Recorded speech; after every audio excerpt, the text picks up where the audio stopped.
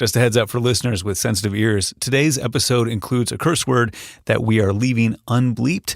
You'll understand why as you're listening. Using that word is kind of the point of the whole show. So you've been warned. Enjoy. This is 99% Invisible. I'm Roman Mars. And I'm here today with producer Chris Berube. Hey, Chris. Hey, Roman. So, Chris, what do you have for us today? Okay, today I want to talk to you about a subject that I think is going to make you really mad. Okay, well, I have a pretty high baseline of mad right now, but I'm going to let you go ahead. Yeah, I feel like right now most people I talk to have like a relatively high baseline of anger. So where would you say you are today, though? I think I'm having a pretty good day. Let's put us at a 4. Okay, let's see how high we can get you by the end of this. So this is my experiment today. I want to see how high we can get you on the anger scale from 1 to 10. Okay, that sounds like a plan. So what's this story that's going to make me so mad? Okay, so Roman, I want you to think about smart devices. Okay. I think you're on the right track. Okay, to making me mad. Go ahead. Yeah, so let's just start. Think about all the devices that you own that used to be mostly analog. Today, they are now digital in some way. So can you think of some examples in your life? Well, I can think of one very obvious example that drives me crazy. I have a smart thermostat in my house. It came with the house. I did not install it.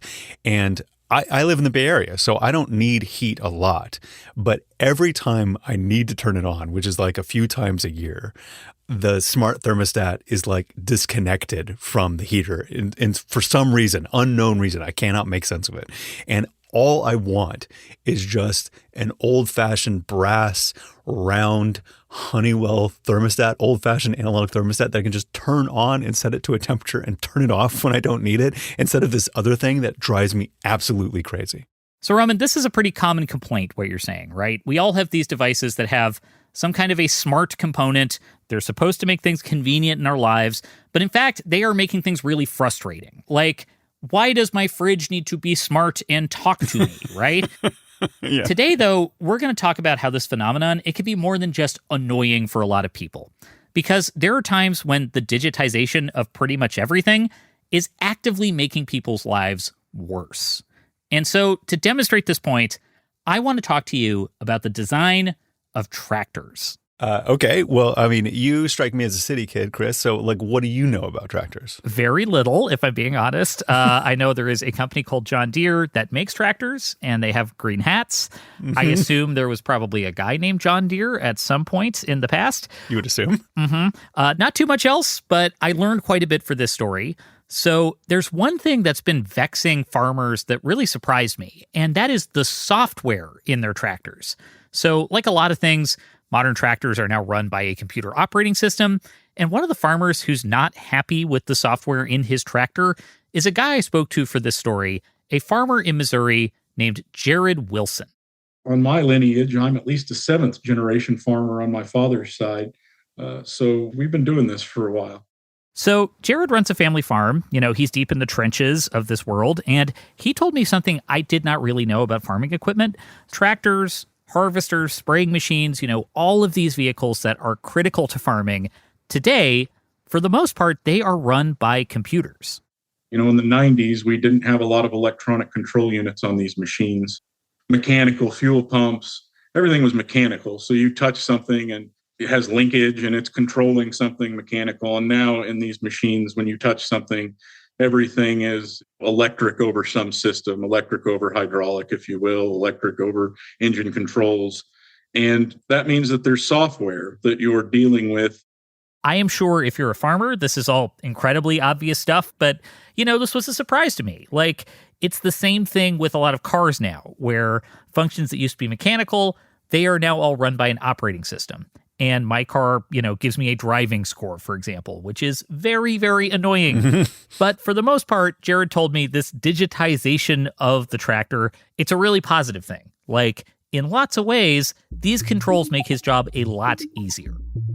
One of the simplest things that comes to mind is auto steer, right? These tractors, we can create lines in the field and they'll drive themselves. And when you're on a machine for 20 hours and you don't have to steer it, you're in a lot better shape when you get off of it than you are hand driving the machine. Yeah, I mean, that sounds completely arduous to be a driver for 20 hours in something where you have to pay attention to every moment of those 20 hours. But I'm anticipating here that there are some negative aspects to this too. Yes, there are some drawbacks. So Jared told me if there's a problem with the tractor, sometimes the software will just slow down the tractor's horsepower. If anything is not working correctly on the emission system, if you have a sensor, for instance, that has failed or malfunctioned, it won't perform the necessary emissions operations to satisfy the system, and it will do something called a derate of the machine. So a derating, this is when the software basically makes the tractor unusable. Like, it slows down the horsepower so much, you cannot use the tractor to do farming. That sounds so incredibly annoying. But I would assume that this software, was doing this for some kind of good reason, like for a safety reason. Right, so there could be safety reasons for doing this, or smaller issues like a sensor isn't working on the tractor. And Jared gave me this example from his life where he had a problem with the tractor and the operating system slowed it down, but it didn't tell him what was wrong. The terminals inside of the machine might give you an error code, but very rarely does that error code actually tell you what's wrong. You have to have an external piece of software to plug into the machine to figure it out. So when this happened to Jared, he was faced with a choice, right? He could either spend a lot of time trying to figure out the problem, waste a day doing that, or he could do the much easier thing, which was call out a technician. But according to Jared, that's also kind of a pain. So I was forced to call the dealership out. They came out and replaced, I think, one of the delta pressure sensors. And that didn't end up fixing the problem. But the logistics of that mean that the technician comes out. You may have to wait a day or two before there's a technician available. And losing a couple of days during the growing season, that's a total disaster. Because Jared told me losing a day can cost him a ton of money. The soybeans, we'd had a dry year, and you could stand in the field and you could hear the pods opening and the soybeans hitting the ground. So you can imagine how sick to your stomach that makes you. There's no way to reclaim those once they fall on the ground. That's just lost revenue that's just gone. And it's difficult to convey how frustrating that is when you're sitting on your hands and your crop is literally falling on the ground and you don't have the ability to do anything about it. Jared didn't have a guess about how much these kinds of delays have cost him, but in 2023, the Public Interest Research Group, so they're this advocacy group, they estimated downtime for farmers caused by these repair delays cost them about $3 billion that year. And this is at a time when farmers are facing all sorts of challenges, like unpredictable weather, tariffs, and then on top of that, you have to figure out these software problems. So the stakes are really, really high for somebody like Jared. The reality is that the costs of these things have eliminated a lot of the margin potential that comes from the savings because we're just passing it back out to the manufacturer. So Roman, with this in mind, where are you at on the anger scale?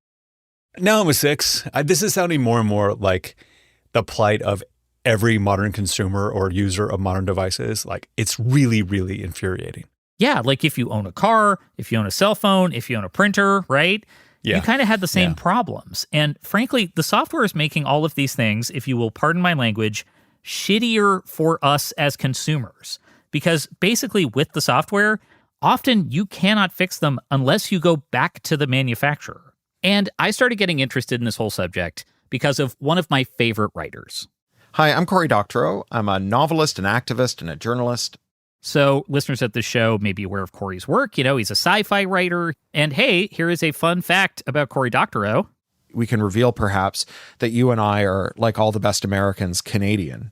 You had to squeeze that in there. Roman, we are everywhere. So anyway, lately, Cory's been out there popularizing this one big idea that he's had. So it's a word that he coined that seems to be capturing a lot of what's going wrong in modern society right now. And that word is enshittification. Roman, have you heard the word enshittification? I have. I'm also a big fan of Cory Doctorow. And what I know of it is that this is the idea that, kind of everything on the internet is getting worse. Yeah, so that's a part of it. And there's actually a little bit more to it than that. It's a way to talk about platform collapse, platform decay. It describes this 3-stage process where you have platforms that start off being good to their end users, but are also finding a way to lock those end users in. And then having locked them in, It makes things worse for them in order to make things better for business customers. So let's just lay this out with an example. You're on Facebook. You are part of a Facebook group that likes something very, very niche, right? Like, let's say baseball cards from the 1980s, just to use an example of a hobby someone might have, right? I'm not saying that is me. Someone has this hobby, though. And Got it. the first step is Facebook sets up the infrastructure for you to meet lots of new people, right? So you're finding other fans of 80s baseball cards. You're all becoming friends. You're building up this community. But then you cannot leave. Like, maybe the platform is buying up all the competition, right? So there's nowhere else to go. Or they make it hard to transport your group somewhere else. And maybe, like, people don't want to leave because you have years of thrilling 80s baseball card conversations built up. And then you get stuck, right? So if you leave, you're going to lose all of these friends that you've built up and you become locked in. And that's when the big companies will start to make things shittier. They inshittify.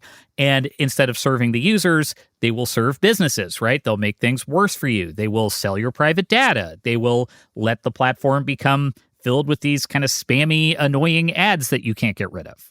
The value is just hoovered up by the platform and given to its shareholders and its executives, even as the platform just turns into a pile of shit. And I think a lot of us can recognize that pattern. Okay, that description makes a lot of sense to me. So here's the other thing with Corey's argument. He says, enshittification, it is not exclusive to being online, on Facebook, on Google, wherever. It can also affect things in the physical, tactile world, such as all of our smart devices. Okay, so how does that work?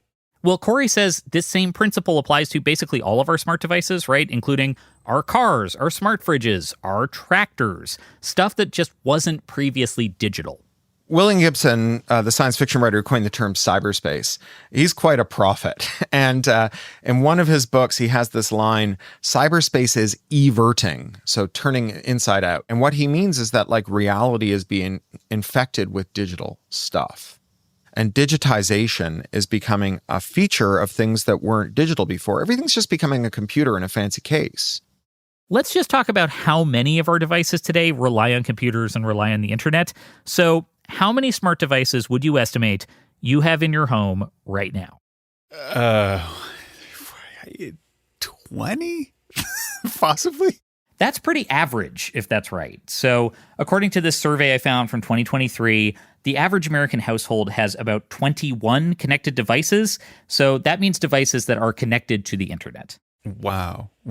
That is way too high. I can already think of the ones that I wish I could eliminate from my house right now. Oh, 100%. And the thing with all of these smart devices is that it makes it a lot easier for a company that makes this device to lock you in, right? So the first step in enshittification, it's locking you in. Because if something is a smart device, the manufacturer has quite a bit of leeway. Let's go back to tractors, where we started this whole episode. Cory Doctorow says they are a prime example of this. Since Roman times, farmers have fixed their own gear because when the storm is coming and you need to get the crops in, you can't wait for someone else to come and fix your stuff. According to Jared, back in the 90s, the tractor was mostly mechanical, right? And if you wanted to replace a part or fix something in the tractor, it was a pretty straightforward process. You would go down to your local John Deere dealership and, that was owned by a guy who lived down the road. I remember as a kid going with my dad, and if you had a complaint, you went to Leland Deems and he might take you back in the shop and ask what was going on. He wanted customer to be satisfied, and he knew that if he didn't, you'd go down the road to the next dealership the next time you were buying a piece of equipment.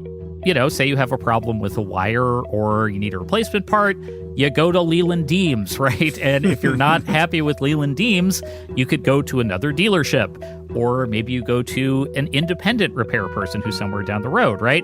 They'd hook you up, and then you would go about your day. But in Jared's experience, a few times this has happened. He received the error code, didn't get a lot of information from the operating system, and without much to go on, he went straight to John Deere. And at that point, John Deere holds all the cards, right?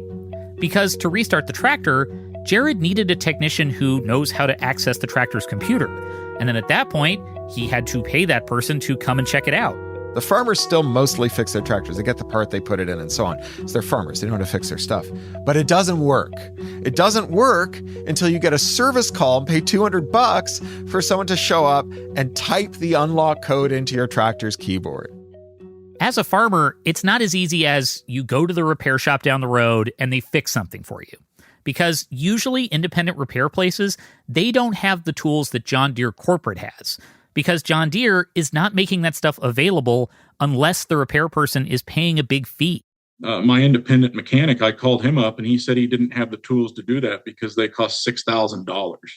So because John Deere makes it expensive for independent repair shops to fix John Deere products, as a consumer, you're stuck paying whatever John Deere is charging.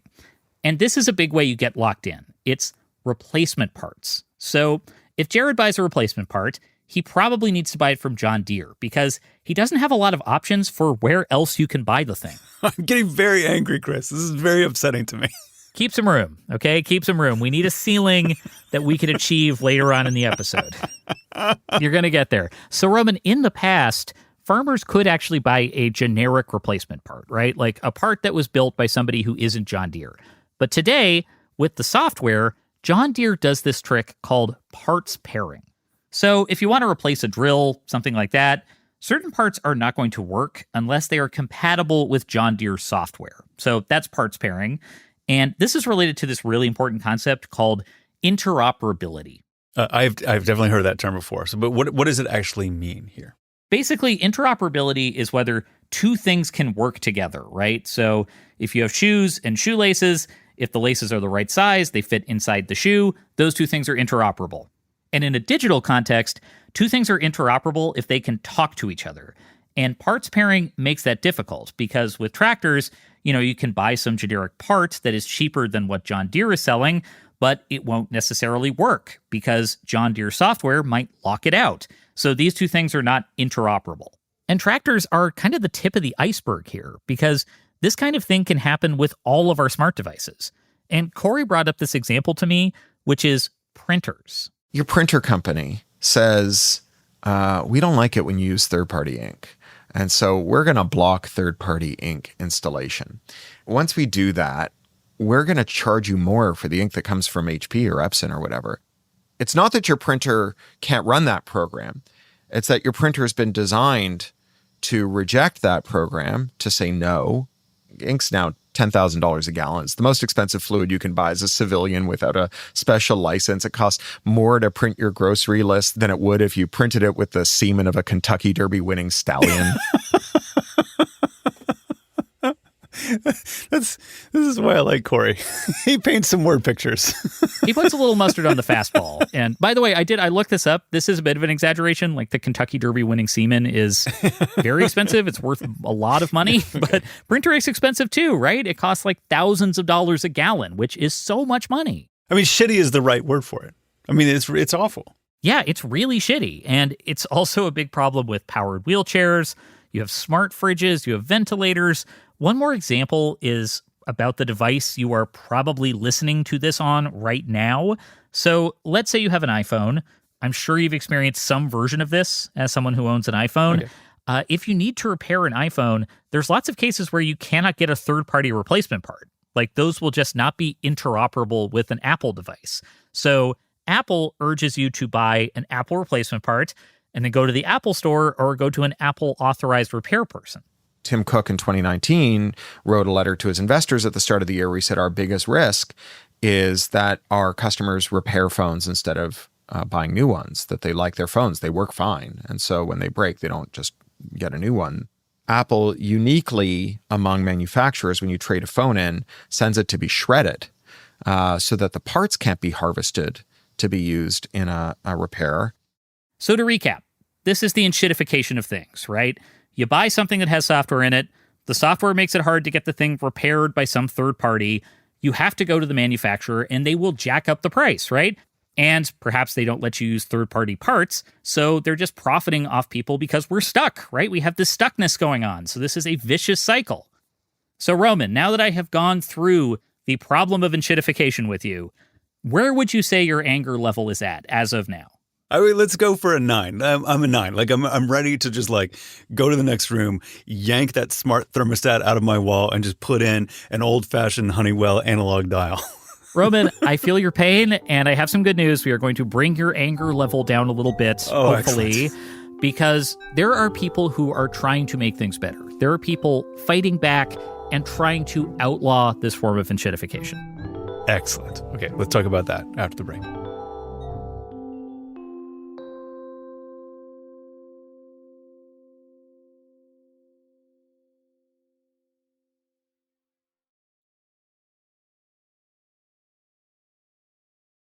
So we're back with Chris Berube talking about enshittification.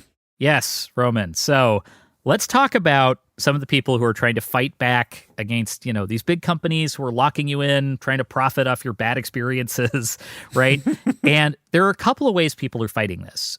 So there's kind of the dodgy, questionable, maybe outside of the bounds of the law way. And then there's the law-abiding citizen. I want to do everything by the book way. So where do you want to start with this? Well, I definitely want to start with the dodgy, questionable, outside of the law way. That sounds way more fun. So Cory Doctorow says we're now seeing a lot of black market or kind of gray market efforts to fix this problem, right? We're seeing people hacking software in an iPhone, for example, and making it work with third-party applications, right? When you do that with an Apple product, that is called jailbreaking. But people aren't just doing it with Apple products. They're doing it with all kinds of tech now. And if you're like a bored grad student with an electron tunneling microscope, you can just like have at it, right? Lots and lots of these softwares have been broken into, and it's actually pretty easy for someone who has, hacker skills and experience. And obviously this kind of solution, hacking into the software, it is not something the company wants you to do. I don't think I need to say that. Your user agreement usually says, I will not do something like this. But it is becoming more and more common. And our farmer, Jared, he told me he's actually seen this kind of thing pretty often in his day-to-day life, being used by repair people. There have been a lot of black market things that have been released that independent providers are using. The laptops from China that have cracked John Deere software on it. So I'm completely on board with fixing this problem, however you need to fix it. But I do think that there's probably a little room to be cautious if you do not know where the software or hardware that you're using to fix the problem came from. Yeah, it does sound sketchy. And Jared, on our call, he made clear to me he has never used this kind of technology because, he wants to follow the rules. And also, you don't actually know what you're putting on your computer when you are working with this kind of thing. So if something goes wrong, you can't call John Deere because at this point, you are doing something you're not supposed to be doing. Create some hesitation in using technology like that on your hundreds of thousands of dollars worth of machines because you're out of any ecosystem that can help you because you're operating outside of the margins. So on top of that, Cory Doctorow says that in a lot of cases, this kind of solution, this hackery solution, is probably illegal. Well, that just drives me crazy. So why is it illegal? Well, there's something called a digital lock that is on a lot of these things, and it's a very particular kind of software. Back in the late 90s, early 2000s, there was concern about ripping DVDs and music piracy, stuff like that. So back then, record companies and movie studios, they added digital locks to their files. And in 1998, the U.S. passed a law that made it illegal to break a digital lock. They passed a law called the Digital Millennium Copyright Act. In Section 1201, it says, it is a felony punishable by a 5-year prison sentence and a $500,000 fine to tamper with or expose weaknesses in or discuss weaknesses of a digital lock. And now, this law that was designed for MP3 sharing, it is now being applied to all of these other devices that we use every day. 5 years in prison. There should be a prison sentence for passing that law. Well, Roman, I think you may have to take that one up with both parties in Congress in 1998. Yeah, no, I know. Everyone's at fault for that one. So as you can tell, the sketchy solution, it has some problems. Obviously, they're not enforcing this law too often, but it's still a thing that exists, that is out there. So they have that option to do that if they catch you with this kind of software. So this is kind of the hacker path to solving enshittification, but is there a more law-abiding path? Okay, so in the past couple of years, there has been a movement to pass laws that would limit the power of these big companies, right? And to make sure that as a consumer, we have more ownership over our stuff. So this is part of a movement that is called the right to repair.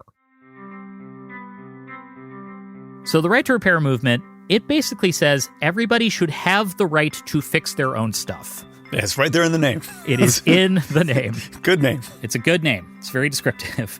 And one of the leaders of this movement is a woman named Gay Gordon Byrne. She has a lot of public speaking about this subject, including a TED Talk that now has 2.5 million views. I am a repair geek. I grew up fixing things with my dad. It was what we did. We fixed our TV, we fixed our refrigerator, we fixed stuff that didn't need fixing. Gay Gordon Byrne is the head of this group called the Repair Association. And their argument is, look, if we truly own something, we should be able to fix it. What's really got me irritated is that at this point, the vast majority of products on the market today cannot be repaired by any party without being totally dependent on the manufacturer. And the day the manufacturer decides they don't want you to fix it, it's over. This is a completely artificial problem. And this argument has picked up a lot of followers. There are people fighting for this in Europe, in South America, and actually one of the people out there advocating for it pretty loudly is our farmer, Jared Wilson. You know, I've been to Washington a few times and spoken with staff from senators and representatives. So, you know, not really trying to make anything political, just sharing my experiences with the people who are elected to pass laws to govern how things work in this country. Okay, well, I want to know, so has there been any success with this? Because this seems like an uphill battle. Actually, it has been pretty successful the last couple of years, and it's been pleasantly surprising to see this movement developing. Europe specifically, there has been a lot of movement on this. So in 2024, the European Union passed a directive saying every member state needed to have a right to repair law by the summer of 2026. So that is this coming summer. And that will require manufacturers to offer repairs for all household appliances, including washing machines, even smartphones. So pretty soon we'll have a pretty good idea of how that's being implemented in Europe. But in the United States, there's been some movement as well. So a few states have now passed right to repair laws. Colorado passed a law in 2023 saying that farmers need to have the right to repair. Oregon passed a law covering electronic empowered wheelchairs. We talked a little bit about wheelchair users. You know, they need access to repair tools because they're facing a pretty small market, pretty high rates for getting stuff fixed. And now quite a few states have passed laws about fixing phones and laptops. And that includes states who are otherwise pretty friendly to business interests. We're getting somewhere with these state right to repair bills. So it's really going well, including Texas, including legislatures that have, you know, considered pretty friendly to big business are still passing repair laws. It's great. So the latest development in all of this is a national right to repair bill for cars that is under consideration in the House of Representatives. That bill is bipartisan, by the way. It has been sponsored by Republicans and Democrats. It reflects something from Stein's law, which is a law of finance that says that anything that can't go on forever eventually stops. And I think that people are fed up. And so we're getting some repair bills. It's very hard to be on the wrong side of repair and saying you shouldn't be allowed to fix your own stuff. So this all seems like good news. So there are some laws that might reverse enshittification. It is good news. And actually, in response to this push, we have already seen some companies who have started sending out these repair tools. So these are companies trying to get out preemptively ahead of these laws. I bet. And an example of this, a couple of years ago, a little company called John Deere, perhaps you have heard of them from multiple references in this story. A little company called John Deere have put out this software to their customers that's designed to make it possible for farmers to decode these error messages and troubleshoot lots of problems with their tractors, so to fix things themselves. And as of this year, John Deere told me farmers can actually override a derating in some cases. So this is the problem we talked about at the beginning of the show, where the tractor shuts itself down. So this all sounds like good news, but there are still some caveats. Okay, so what is this caveat? Well, Jared says there are still flaws with the repair software. He's particularly concerned about the way it collects his data, his harvesting data. He says that's not ideal for him. He's actually been part of a class action lawsuit against John Deere, saying they have an unfair monopoly on repair tools, and the software is part of the complaints that they filed. And in a bigger sense, while there's been progress around right to repair, there's no guarantee that things like the federal law about car repairs is going to pass, right? Like, there are some big lobbies pushing back against that. Some car companies have opposed more right to repair laws because they worry it could lead to their intellectual property being violated. Oh my God. Their intellectual property about the information on my car. That is an absurd assertion. Yeah, I mean, when you put it that way, it sounds pretty silly. But these right to repair laws, like, they can make a big difference, right? But they aren't a magic bullet. Like, many of these laws do not outlaw parts pairing, for example, so they don't solve the problem of interoperability. You know, you can't necessarily put third-party parts on to repair something. So there's an argument that these laws could go further. Yeah, so it can make the platform better, but you're still locked into the platform. You're totally locked into the platform. So in lots of ways, like, you need these laws to be more comprehensive. And Cory Doctorow says, like, maybe we should start thinking beyond the laws. Like, he has other approaches to this. He thinks we actually need to be doing something a lot more radical. Oh, okay. Tell me more. What does he have in mind?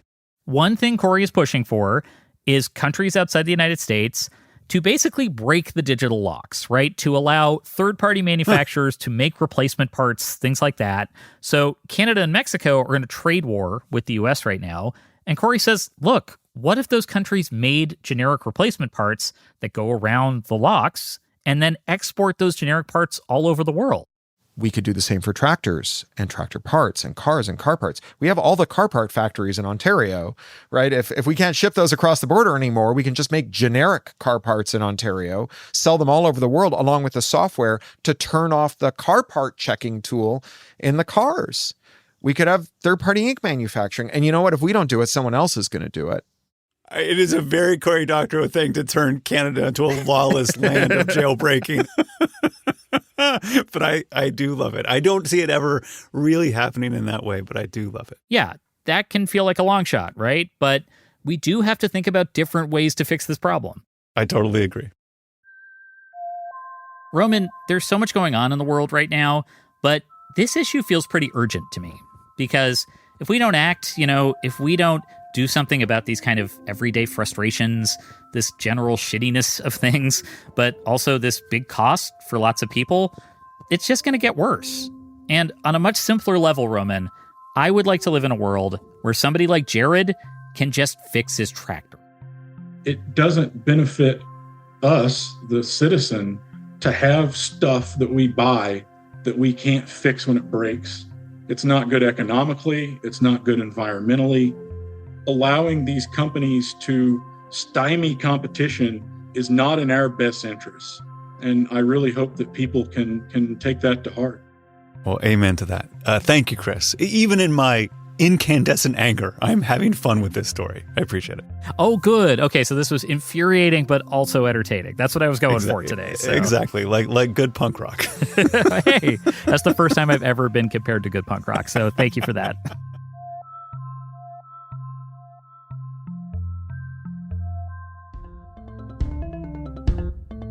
In April 2026, as we were finishing this episode, John Deere agreed to pay $99 million to settle the class action lawsuit about right to repair concerns. Jared Wilson, the farmer from our episode, was part of that lawsuit. We reached out to John Deere to discuss claims made in the story. In response, they sent us information about their consumer repair software. And John Deere told us that they estimate there are third-party replacement parts for about 60% of all John Deere parts on the market today. We also reached out to Apple. A representative told us that Apple supports third-party replacement parts except in cases where there are security concerns. Apple also told us they have recently expanded access to their repair tools for consumers and have a recycling take-back program in most countries that sell Apple products.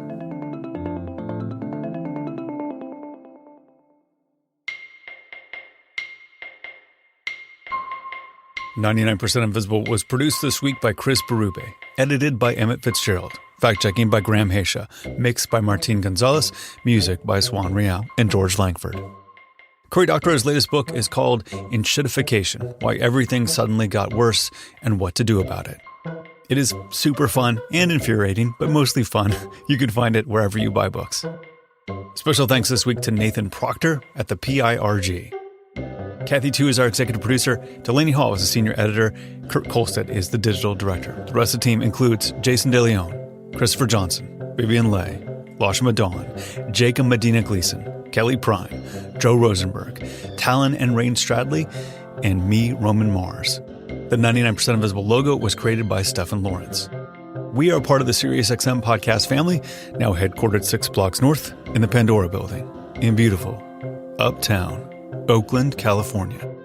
You can find us on Blue Sky as well as our own Discord server. You can find a link to that as well as every past episode of 99PI at 99pi.org.